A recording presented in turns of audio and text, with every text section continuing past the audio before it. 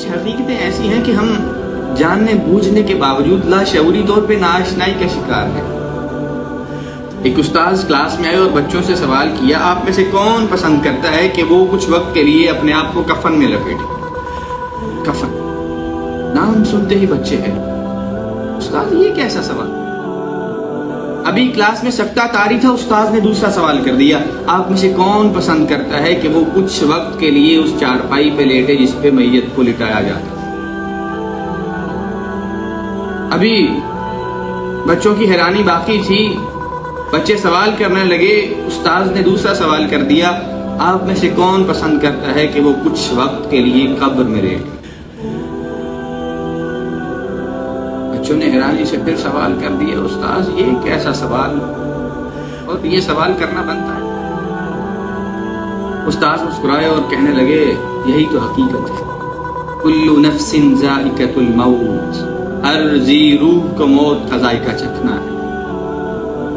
ایک دن اسی کفن میں لپیٹ کے، اسی چارپائی پہ لٹا کے، اسی قبر میں چھوڑ کے آئیں گے آپ کے چاہنے والے، وہ جن کے لیے آپ جیتے جیتے مر جاتے ہیں، وہ جن کے لیے آپ ساری زندگی گزار دیتے ہیں۔ مٹھیوں میں خاک لیے آئے وقت رخصت، لوگ عمر بھر کی وفا کا صلہ دینے لگے۔ یہ تو آپ کی قبر سے مٹی اٹھا کے ہاتھ بھی آپ کی قبر پہ جھاڑ آئیں۔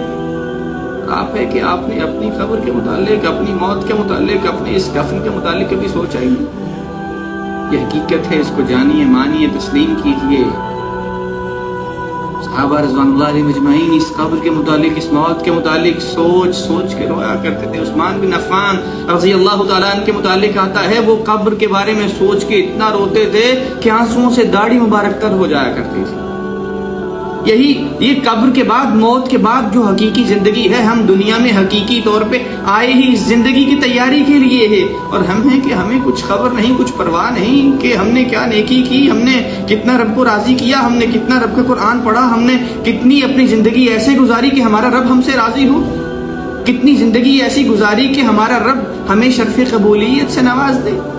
کتنا ہم نے سوچا، کتنا ہم نے اپنے آپ کو اس طریقے سے تیار کیا کہ اس قبر کے لیے ہم کچھ نہ کچھ کر جائیں، جو ہماری حقیقی زندگی ہے اس کے لیے ہم کچھ نامہ اعمال اپنے ہاتھ میں لے کے رب کو دکھانے کے لیے اپنے ساتھ لے جائیں۔